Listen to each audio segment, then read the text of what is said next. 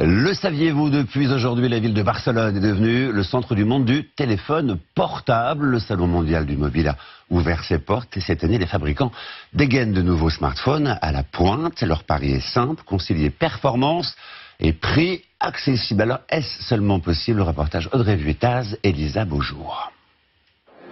La particularité de cette marque française, c'est un système de reconnaissance digitale ultra sophistiqué.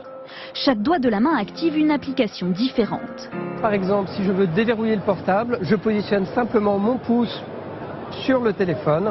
Si maintenant je veux sélectionner par exemple la galerie, je vais positionner mon index et je vais avoir mes galeries de photos. Des téléphones au prix plutôt accessible, bien moins chers que les modèles précédents. C'est la première fois qu'on propose ce type de technologie à moins de 400 € parce que là nous avons deux modèles qui sont positionnés respectivement à 169 € et à 199 € et ça n'avait jamais été possible jusqu'à présent. À ce tarif-là, évidemment, les concepteurs réduisent certaines fonctions, comme ici l'appareil photo et la capacité de stockage.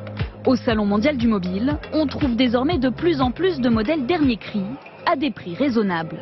On a quand même constaté depuis 1 ou 2 ans vraiment une baisse du prix général des smartphones et on commence vraiment à avoir même des hauts de gamme dans les 300-400 €. Ce stand propose par exemple un téléphone et un casque qui permettent de voir des paysages en 3D. Le tout à partir de 299 €. Là, c'est un petit exemple d'une plongée sous-marine qui va être en 3D. Vous positionnez le téléphone sur l'avant du casque et il ne vous reste plus qu'à regarder à travers ce casque pour vous projeter dans ce monde de réalité virtuelle. Des marques obligées de se réinventer et de revoir leurs tarifs pour attirer les clients. Car le marché du téléphone portable ne connaît plus la même croissance qu'il y a quelques années. En 2016, il devrait même reculer de 2,5%. Elle est inaugurée en mai dernier, le